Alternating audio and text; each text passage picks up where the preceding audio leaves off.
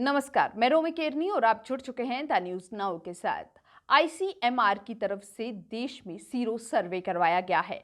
अगर बात करें तो देश में कोविड-19 का कहर जारी है और इस आंकड़ों के बीच ही यानी कि इस संकट के बीच में ही एक नेशनल सीरो सर्वे जो है वो करवाया गया है। इस सर्वे के दौरान जो है बताया गया कि क्या कितने जो नतीजे हैं वो सामने आए हैं और किस किस जगहों से किस किस तरीके से जो नतीजे वो सामने आए कोविड-19 के। अगर सबसे पहले बात करें तो इस सर्वे के दौरान बताया जा रहा है कि मई की शुरुआत तक ही अगर देखा जाए तो 0.73% जो है यानी कि तकरीबन 64 लाख लोगों को कोरोना वायरस के संपर्क के अनुमान लगा लिए गए थे।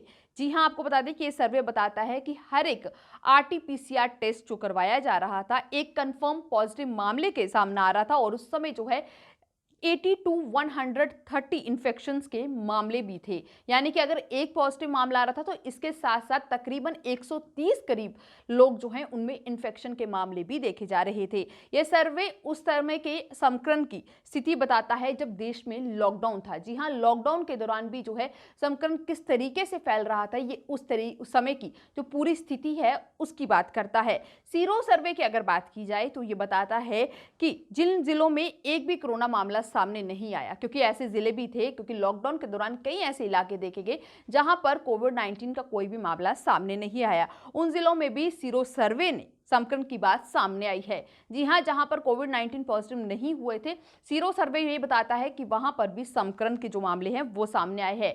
सर्वे रिपोर्ट की अगर बात की जाए तो ये कहती है कि जिन जिलों में कोई केस नहीं था या केसेस कम थे, क्योंकि ऐसे बहुत से जिले थे जहां पर बहुत कम केसेस थे, वहां पर मामले इसलिए भी कम सामने आ रहे थे क्योंकि टेस्टिंग कम थी। जी हाँ, जितनी ज्यादा टेस्टिंग होगी उतने ज्यादा मामले सामने आएंगे।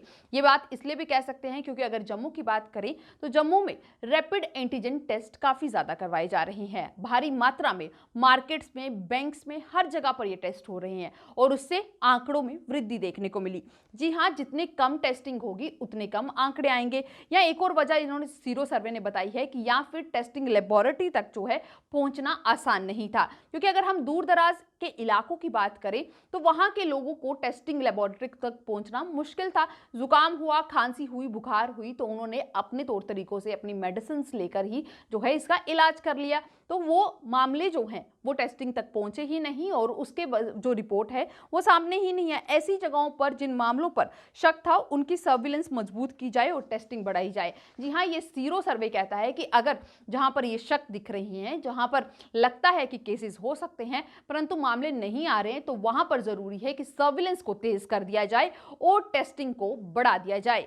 अगर बात करें तो इलाकों के हिसाब से जो है कितने पॉजिटिव यानी कि ग्रामीण इलाकों में क्या क्या देखने को मिला और शहरी इलाकों में कितने जो है पॉजिटिव मामले सामने आए। ग्रामीण इलाकों की बात करें तो तकरीबन जो है ये सीरो सर्वे कहता है कि 69.4% जो मामले पॉजिटिव हैं वो सामने आए हैं। शहरी स्लम्स एरियाज की बात की जाए तो यहाँ पर तकरीबन 15.9% मामले सामने आए हैं। वहीं शहरी नॉन स्लम एरियाज की बात की जाए तो वहां पर 14.6% मामले सामने आए हैं। और उम्र के हिसाब से अगर देखा जाए कि कितने मामले सामने आए तो कुल सैंपल का जो है 48.5% जो है वो तकरीबन 18 से 45 वर्ष के लोगों का था। यानी कि जो सैंपल कलेक्शन हुआ, जो देखने को मिला, वो तकरीबन 18 से 45 वर्ष के लोगों का था, जो कि तकरीबन 48.5% था। अगर वहीं बात की जाए 18 से 45% लोग जो हैं, जिस तरीके से मैंने बताया 48.5% था, वहीं 46 टू 60% लोग जो हैं वो उनका जो रेशो देखने को मिला वो था 39.5% यानी कि, और 60 से ऊपर के लोगों का यानी कि 17.2% जो है सैंपलिंग की गई।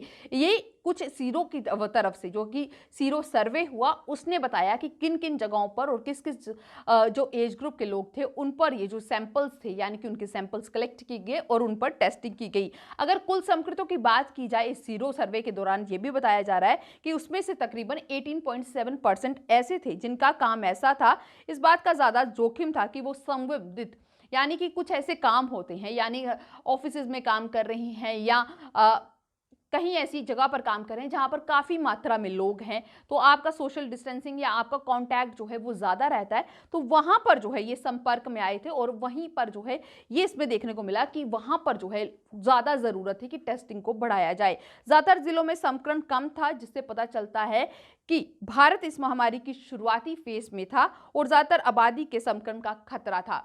यानी कि अगर देखा जाए तो स्टार्टिंग में कई जिलों पर केसेस काफ़ी ज़्यादा कम थे, टेस्टिंग हुई भी पर केसेस नहीं आए। इससे ये साफ होता था कि भारत जो है लॉकडाउन का जो पीरियड था उस दौरान जो है वो फेज में फर्स्ट फेज में ही था और वहां पर ज़्यादा आबादी, अगर देखा जाए तो जहां पर आबादी ज़्यादा थी तो वहां पर थोड़ा चांसेस थे कि वहां पर जो है कोविड-19 बढ़ने के चांसेस देखने को मिल रहे थे। इसलिए ज़रूरी है कि कंटेनमेंट जोन्स पर काम जारी रखा जाए। ये सीरो सर्वे ये भी कहता है कि जो कंटेनमेंट जोन्स हैं, जो कि जिन्हें घोषित किया गया है, जहां पर लगातार जो कोविड-19 पॉजिटिव मामले हैं वो देखने को मिल रहे हैं, वहां पर जरूरी है कि सर्विलेंस लगातार बनाई जाए, वहां पर टेस्टिंग नहीं रोकनी है, क्योंकि अगर टेस्टिंग रोकी जाती है तो ये आंकड़े एकदम से बढ़ते हुए नजर आएंगे। सर्वे में यह भी कहा गया है कि नेशनल और लोकल स्तर पर अगर देखा जाए, यानी कि नेशनल बेसिस पर और लोकल बेसिस पर अगर देखा जाए तो एक ऐसा सर्वे कराया जाए जिसकी स्थिति का बेहतर आकलन किया जाए। यह सर्वे ये कहता है कि सिर्फ इस सर्वे के बाद सर्वे नहीं रोकना चाहिए, एक और सर्वे करवाना चाहिए और उसके बाद जो है